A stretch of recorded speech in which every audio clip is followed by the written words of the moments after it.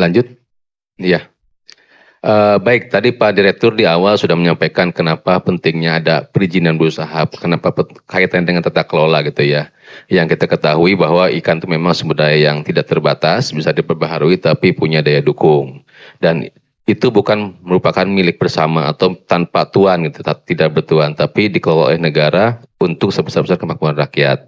Nah, tentunya dalam pengeluaran perizinan berusaha, kita selaku pemerintah punya standar dan ketentuan yang ada. Dalam perizinan berusaha sendiri, tentunya pasti yang pertama adalah di Undang-Undang Perikanan.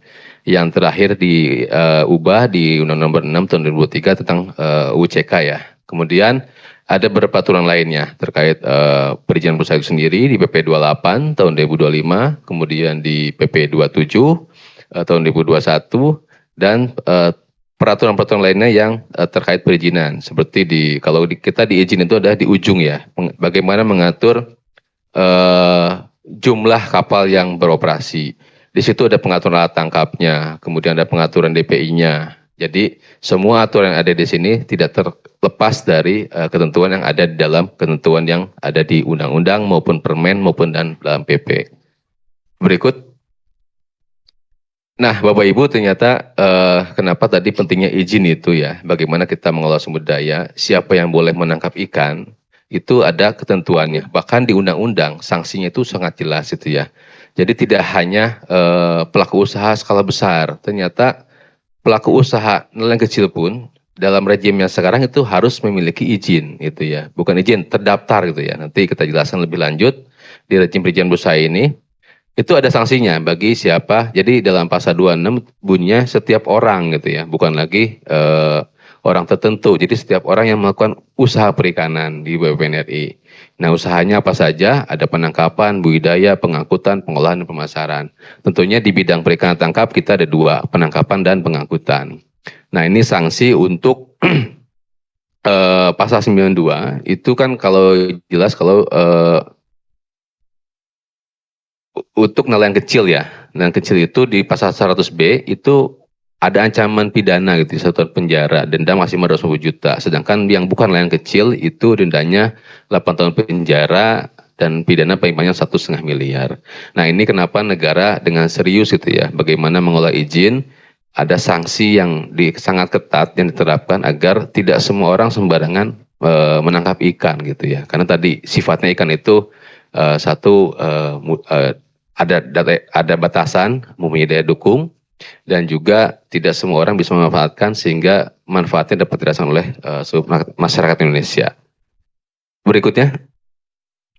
Nah, tadi dalam beberapa ketentuan itu ya, jadi kita tidak terlepas dari adanya kewenangan, batasan siapa yang bisa memberikan izin dan di mana kewenangannya gitu ya. Nah, dalam rejim perizinan berusaha di PP 28 itu sudah sangat jelas dan pembagian kewenangannya. Tentunya ini juga selaras dengan Undang-Undang Pemda ya, Pemerintahan Daerah nomor 23 tahun 2014. Jadi di PP 28 disebutkan bahwa untuk bupati atau wali kota itu kewenangannya adalah untuk penangkapan ikan di perairan darat oleh pelaku usaha yang berdomisili di wilayah administrasinya. Kemudian untuk gubernur, nah ini gubernur kalau dulu rejimnya itu kita mengenali batasan ukuran saja. Di bawah 30 GT, dari 5 sampai 30 GT itu izin gubernur. Mau nangkep dimanapun, mau di bawah 12 mil, mau di atas 12 mil itu gubernur. Tapi di rejim yang saat ini, kita sudah selaraskan dengan Undang-Undang Pemda, gubernur hanya memiliki kewenangan untuk perizinan yang beroperasi di bawah 12 mil atau sampai dengan 12 mil laut. Untuk ukuran kapal 5 sampai dengan 30 GT.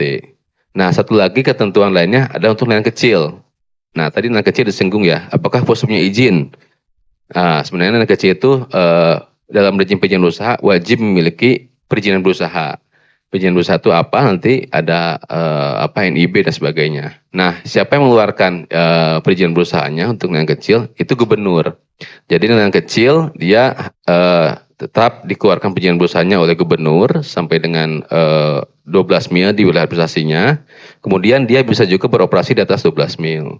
Nanti terkait perizinan berusahanya seperti apa untuk nelayan kecil saya jelaskan di part berikutnya ya, bagian berikutnya. Jadi nanti nelayan kecil pun wajib terdaftar, memiliki NIB dan sebagainya, nanti yang mengeluarkan gubernur. Kemudian untuk menteri, nah untuk menteri dulu mungkin kita mengenal bahwa di atas 30 GT izinnya menteri gitu kan. Tapi di rejim sekarang kita tidak lagi membatasi dengan ukuran tapi juga wilayah pengelolaan. Jadi kalau kapal yang berukuran di atas 5 gross ton, walaupun dia di bawah 30, beroperasi di atas 12 mil laut, dia harus izin dari menteri. Jadi kewenangan menteri itu, semua kapal perikanan yang berukuran di atas 5 gross ton, dan beroperasi di atas 12 mil laut. Nah ini mungkin tata kelola yang artinya semakin harmonis ya, antara kewenangan Pemda dan pemerintah pusat, sehingga tidak ada tubrukan atau benturan aturan. Kemudian berikutnya, nah ini gambaran secara ininya aja, ilustrasi ya bagaimana biar memahami, memudahkan teman-teman semua. Jadi untuk bupati itu di bagiannya di perairan darat, kemudian gubernur itu sampai dengan 12 mil, untuk kapal di atas 5 sampai 30, dan juga untuk nelayan kecil yang di bawah 5 GT ya. Kemudian untuk menteri di atas 5 GT dan beroperasi di atas 12 mil atau laut lepas dan antar negara. Nah, ini mungkin gambaran gampangnya gitu ya. Tadi untuk nelayan kecil itu dibatasinya sampai dengan 5 GT Bapak Ibu ya. Jadi di bawah 5 GT itu kategori nelayan kecil dalam perizinan berusaha. Berikutnya. Nah lanjut ke sebelum itu. Nah sebelum memasuki lebih teknis lagi, jadi dalam rejim perizinan berusaha ini negara ini mengelola dalam mengkategorikan ya menjadi tingkat risiko dan skala usaha. Dalam PP 28, jadi siapa yang mengkategorikan risiko itu dari pemerintah sendiri. Jadi dalam perikanan ini ada 2 kategori risiko yang masuk, yaitu menengah, rendah, dan tinggi. Kemudian untuk skala usahanya kita bagi menjadi skala usaha mikro, kecil, menengah, dan besar. Nah, untuk mikro tadi, mikro itu adalah modal kurang lebih sampai dengan 1M. Nah ini untuk kapal-kapal kecil itu masuk ukuran sampai dengan 5 GT dengan skala usaha mikro dan tingkat risiko menengah rendah. Jadi nanti kewajibannya untuk nelayan kecil yang berukuran sampai dengan 5 GT itu masuk kategori risiko menengah rendah dan skala usahanya mikro. Kemudian untuk yang skala usaha kecil menengah besar itu untuk kapal di atas 5 gross ton mengikuti modal, dan ini untuk yang skala usaha menengah kecil besar ini masuk ke tingkat risiko tinggi. Nanti pun perizinan berusahanya beda lagi ketentuannya. Lanjut. Nah ini Bapak Ibu tadi untuk yang kecil sampai dengan 5 gross ton, di rejim perizinan berusaha ini mereka tetap memiliki ya perizinan berusaha berupa NIB dan juga sertifikat standar. Jadi kalau untuk skala mikro dan risiko menengah rendah, untuk yang kecil itu perizinan berusahanya berupa NIB dan sertifikat standar. Tidak memiliki izin gitu ya. Nah tapi kalau yang nelayan di atas 5 gross ton, itu kategori skala kecil, menengah besar, dan risiko tinggi, itu memiliki NIB dan izin ya. Jadi tadi kalau yang kecil tidak punya izin, hanya NIB yang dapat diproses di OSS gitu ya. Kemudian sertifikat standar juga sama di OSS, nanti yang menerbitkan adalah gubernur atau pemerintah provinsi. Nah kalau di atas 5 GT nanti NIB plus izin. Izin nanti sesuai kewenangannya siapa. Beroperasi di mana, di bawah 12 atau di atas 12 gitu ya. Ukuran berapa, nanti itu sesuai ketentuan yang berlaku. Berikutnya. Nah ini untuk standar layanan Bapak Ibu dalam PP 28 untuk subsektor perikanan tangkap ya. Jadi ada SIUP sebagai perizinan berusaha, kemudian ada perizinan berusaha untuk mendukung kegiatan usaha atau kita singkat PBUMKU, yaitu ada SIPI, SIKPI, dan SIKPOPI. Jadi dalam izinnya itu sendiri, SIUP itu tidak cukup SIUP sendiri, perlu ada PBUMKU-nya. Juga ketentuan lain, persyaratan lain untuk mendapatkan SIPI tersebut. SIUP ini merupakan izin usaha untuk perusahaan atau perorangan yang merupakan izin dasar berbasis risiko ya. Nah di SIUP ini di situ menjelaskan alokasi yang dimiliki, kemudian ukuran kapalnya berapa, jumlah alokasinya berapa, nangkapnya di mana gitu kan. Jadi ketika Bapak Ibu punya SIUP belum bisa melakukan upaya penangkapan, harus ada dokumen lain yang perlu dipenuhi gitu ya. Nanti setelah punya SIUP, baru mengurus dokumen kapal, didaftarkan sebagai kapal perikanan, mengajukan CP. Setelah CP atau CP terbit, baru bisa melakukan operasi penangkapan, tentunya dengan memenuhi kewajiban lainnya, seperti SPB, atau SPKP, dan sebagainya. Nah, satu lagi yang dalam PP 28 kita ada SIKPOPI atau Surat Izin Kapal Pendukung Operasi Penangkapan Ikan. Dulu mungkin tidak dikenali SIKPOPI ini, tapi di lapangan, contohnya di Bitung ini ya, ada kapal yang memang satu kapal itu kerjanya hanya melampu gitu ya, tidak menangkap ikan, hanya sebagai kapal lampu disebutnya, sebagai alat bantu mengumpulkan ikan, itu masuk kategori SIKPOPI. Nah, nanti kalau sudah ada revisi aturan dan juga tarif PNBP-nya, SIKPOPI ini akan mulai berlaku. Namun saat ini belum berlaku. Berikutnya. Nah, ini gambaran secara umum ya. Tadi Pak Direktur juga menjelaskan bagaimana proses perizinan berusaha diawali dari NIB ya, kemudian itu NIB di BKPM ya, atau Kemen Investasi, Kementerian Investasi. Kemudian nanti mengurus SIUP di Dirjen Perikanan Tangkap. Nah, setelah SIUP diurus dokumen kapalnya paralel ya, baik itu yang dari Kemenhub maupun dari KKP. Setelah SIUP ada, itu punya P2KP atau persetujuan pengadaan kapal. Nah, ini Bapak Ibu yang perlu diperhatikan, terkadang di lapangan ini teman-teman mungkin tidak mengetahui aturannya ya. Beli kapal dulu, baru ngurus izin belakangan. Padahal itu salah sebenarnya. Atau bangun kapal dulu, izin belakangan. Harusnya Bapak Ibu tuh membuat SIUP dulu, membuat rencana usaha, kemudian mengajukan SIUP. Karena apa? Karena nanti takutnya ketika sudah buat kapal, terus misalkan rencananya mau nangkap pakai alat tangkap tertentu, ternyata di aturan tidak boleh atau alokasinya tidak ada atau sudah penuh gitu ya. Nah, ini mungkin jadi pertimbangan kenapa harus buat SIUP dulu sebelum buat kapal gitu ya. Baru setelah ada SIUP nanti terbit P2KP, persetujuan pengadaan kapal. Itu apakah mau bangun baru, beli bekas, dan sebagainya. Jadi jangan sampai kejadian banyak saat ini, banyak kapal-kapal yang sudah dibangun tapi belum punya izin.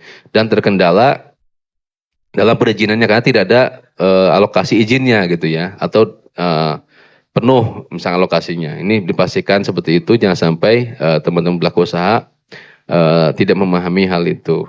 Kemudian juga setelah P2KP terbit, dilengkapi ya surat-surat, karena saat ini kita masih di 2 kementerian kewenangannya, terkait surat ukur, gross akte, terus pas kecil, pas besar itu masih di Kementerian Perhubungan.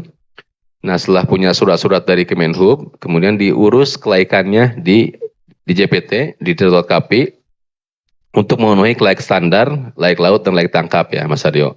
Kemudian setelah SKKP terbit, itu terbit diajukan BKP, artinya didaftarkan sebagai kapal perikanan. Nanti outputnya ada buku kapal perikanan. Nanti detail jelasnya pengajuan BKP seperti apa, nanti Mas Haryo menjelaskan. Kemudian setelah punya BKP, artinya kapal itu secara sah setelah didaftarkan menjadi kapal perikanan. Maka diajukan CP atau SIKPOPI-nya ke DJPT melalui aplikasi Silat. Setelah CP atau SIKP terbit, disetujui, nanti baru bisa beroperasi tentunya dengan memenuhi kewajiban-kewajiban lain seperti SPB, SLO SPB gitu ya. Terus ada SKAT juga atau SPKP, baru bisa operasi. Nah, itu mungkin demikian secara gambar umum ya untuk proses perizinan berusaha dari awal sampai operasi. Berikutnya, nah ini Bapak Ibu ya, tadi Pak Dir juga menjelaskan bahwa sekarang saat ini kita sudah berbasis online, tidak ada lagi dokumen yang disampaikan secara manual, semua disampaikan melalui aplikasi OSS, nanti akan terhubung ke Silat. Nah, jadi mungkin Bapak Ibu yang belum terlalu paham atau masih awam terkait teknologi informasi atau aplikasi, silahkan nanti dapat belajar atau bertanya ke kami. Nanti bisa ditanya di pelabuhan terdekat atau petugas-petugas kami yang ada di pelabuhan terkait mekanisme bagaimana mengurus atau izin perizinan berusaha. Jadi dari pelaku usaha menyiapkan ya dokumen-dokumen pribadi, KTP, NPWP gitu ya. Nanti terus membuat akun email. Nah, ini pastikan emailnya harus dihafal, jangan sampai lupa passwordnya, karena itu repot ya. Dan dipastikan Bapak Ibu pelaku usaha harus memegang kendali atas akun tersebut. Jangan misalkan kita mau percayakan ke orang, tapi kita nggak tahu akun kita atau akses email kita. Nah itu jangan sampai seperti itu, karena apapun yang terjadi itu tanggung jawab ada di Bapak Ibu sebagai pemegang izin ya. Hal-hal itu bukan lari tanggung jawabnya kepada pengurus atau pihak-pihak lain yang memegang akun. Kemudian setelah punya akun di OSS, nanti pelaku usaha akan menginput data kegiatan berusaha, KBLI, serta nilai investasi dan memilih kewenangan pusat kalau nangkep di izin pusat. Kalau di daerah, pilih kewenangan daerah di bawah 12 mil. Nah setelah membuat permohonan di OSS, nanti akan terhubung ke aplikasi Silat gitu ya. Nanti di situ pelaku usaha akan mengajukan jenis-izinnya apakah SIUP atau CP sesuai dengan OSS-nya. Nah setelah pengajuan di Silat nanti akan muncul tagihan Bapak Ibu ya. Kalau SIUP ada tagihan PNBM-nya di awal pertama kali, itu pasti ada tagihan, nanti itu tagihannya langsung ke negara. Jadi pastikan membayar ke negara melalui kode billing yang diterbitkan resmi oleh aplikasi, bukan ke orang perorangan ya atau rekening pribadi. Nah setelah dibayar, nanti akan muncul billing, terus dibayar, nanti disetujui, baru diterbitkan perizinan berusahanya ya. Nah itu mungkin gambaran secara umum proses saat ini secara online di dalam perizinan berusaha. Berikutnya. Nah ini secara umum ya gambaran persyaratan dari SIUP, CP, SIKPI. Tadi si Popi karena belum ada jadi belum saya masukkan. Nah, ini untuk SIUP baru ya tadi NIB, kemudian bikin rencana usaha, terus surat pernyataan, pemilik manfaat, pantai integritas. Nanti mungkin bisa dibaca detailnya ya untuk SIUP.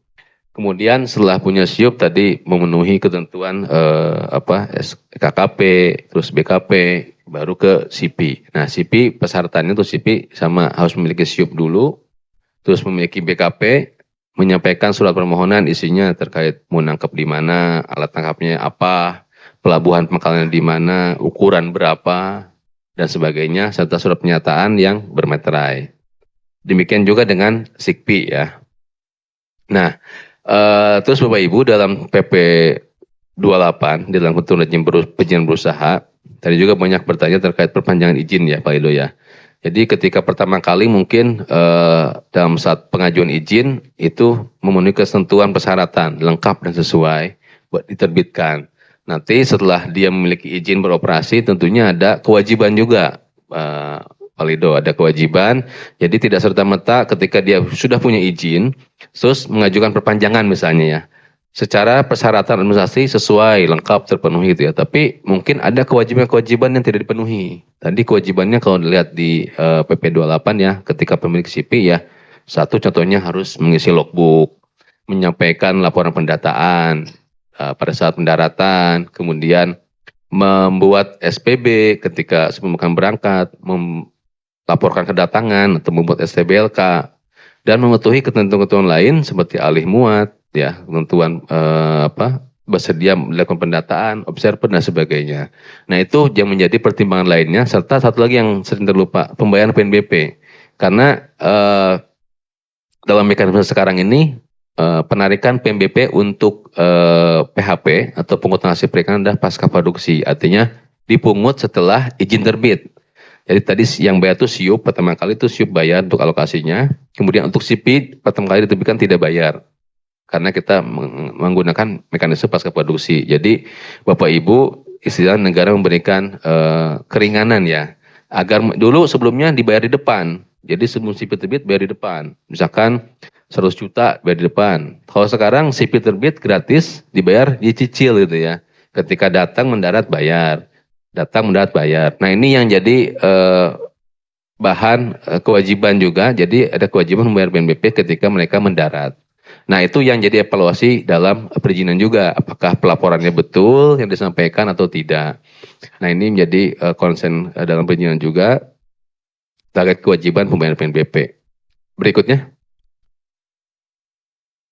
Nah ini jangka waktu pelayanan Bapak Ibu ya, secara umum ya jangka waktu pelayanan kita itu 4 hari, mulai dari permohonan itu ya, nanti muncul tagihan billing kalau untuk ini. Tagihan billing biasanya berlaku 3 hari untuk SIUP ataupun kapal angkut, baru 1 hari pencetakan. Secara umum kurang lebih 4 hari ya, 4 hari kerja. Ini ada untuk pengaduan atau konsultasi bisa melalui perizinan. Di web perizinan itu ada paling pojok bawah itu pilihan live chat. Nah, silakan Bapak Ibu kalau ada pertanyaan, konsultasi dan sebagainya bisa ditanyakan di situ gitu ya. Kemudian bisa juga melalui email ya, perizinan@kkp.go.id, atau bisa datang ke PTSP di Gedung Mina Bahri 4 ya, di lantai 2 di Gedung Mina Bahri 4 untuk mungkin ingin konsultasi langsung. Di sana kami juga ada petugas. Nah, kemudian untuk tarif itu kami sudah sesuai standar ya, artinya ada aturan tertentu yang harus dipenuhi sesuai PP 85 tahun 2021. Semua tarif ada di situ Bapak Ibu. Jadi mulai dari tarif siup gitu ya, per GT-nya berapa, untuk tanggap itu berapa, bisa dilihat. Jadi nanti pun bayarnya ke negara, bukan ke orang perorangan atau ke kami ya. Jadi langsung ke store, ke rekening negara di Kementerian Keuangan.